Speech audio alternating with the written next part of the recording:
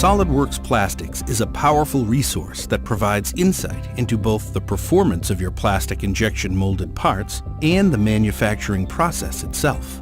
With SOLIDWORKS Plastics 2018, you will find many new enhancements that both make the process of getting results easier, but also the realization of more manufacturing-relevant results. The first thing you will notice is a new streamlined workflow for generating and working with your plastics mesh geometry.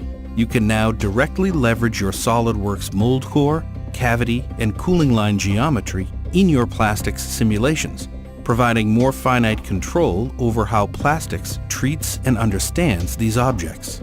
Groups for mesh objects also expedite the process of defining mesh settings for multiple bodies in your plastics study, making it much more efficient to enter these values once for multiple bodies at a time. SOLIDWORKS Plastics professional customers will gain more insight into their finished parts with density at end of packing found within the Pack Results tab. These results show where high areas of material density are forming during the injection and packing process, which could lead to undesired parts.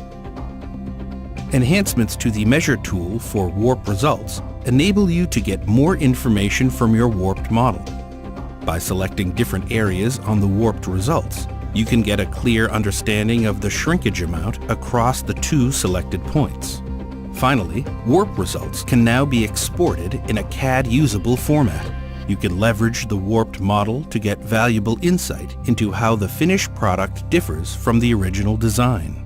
This may help to determine if the warp in your parts is acceptable or lead to further mold parameter, cooling, or even part changes, depending on how drastic the warp is. SOLIDWORKS Plastics 2018 offers you many new ways to better understand the entire plastic injection molding process and how that process impacts your overall part performance.